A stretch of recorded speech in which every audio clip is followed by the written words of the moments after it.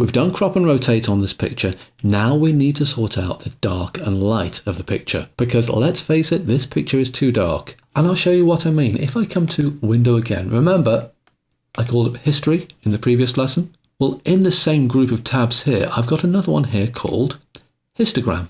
Now, in the space of 5 minutes, I don't really have time to tell you all the ins and outs of what the histogram does. I do explain that on my course, Photoshop Elements 101, 5 Steps to Better Photos. But for now, just quickly, instead of looking at all the colors, let's come to luminosity.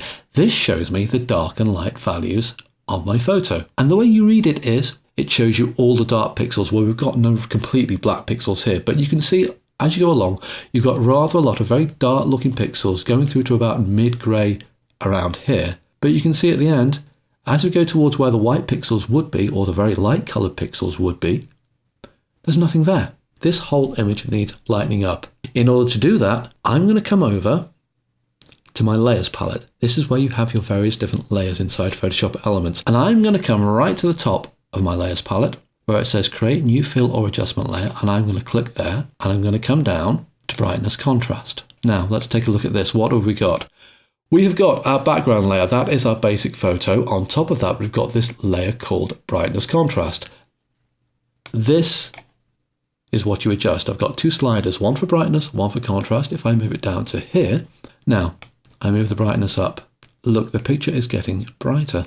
And you see what happened to the histogram? Because we've made the picture appear brighter, my histogram is now showing, oh look, I've got all these new lighter pixels along here. The whole graph has shifted slightly across to the right because there's more brighter pixels in the photo. Okay, that's brightness, which adjusts the overall brightness of your picture.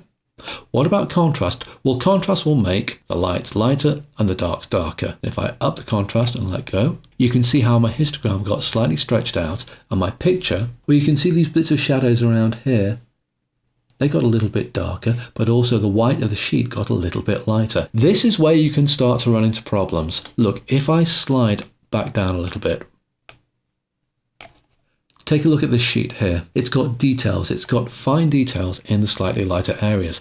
If I start making my entire picture brighter, because it needs to be brighter, I always run the risk of getting some rather blank white areas with no definition in them. So that is something to bear in mind when you are adjusting your dark and light.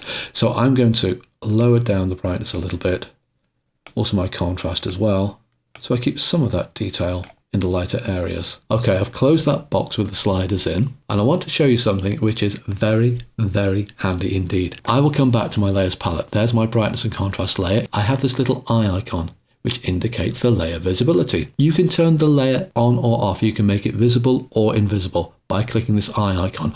Watch what happens to my picture when I make my adjustment layer invisible.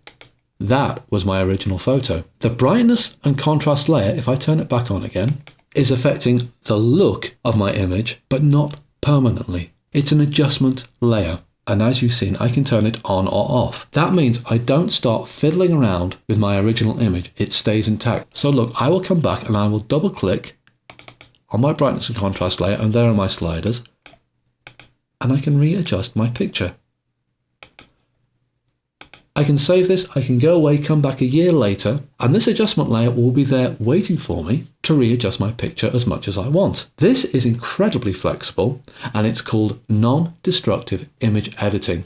Well, I haven't cropped this picture yet. I want to crop the picture, but there's something I want to show you. If I come to my histogram again, now if I zoom right in on this histogram, you can see I've got no very dark tones here. But if I come to the opposite end, look, I have this sudden spike right on the end of my graph of pure white. Now, I'm going to crop this picture. Watch what happens to my histogram when I do. So I'm going to crop to say about here.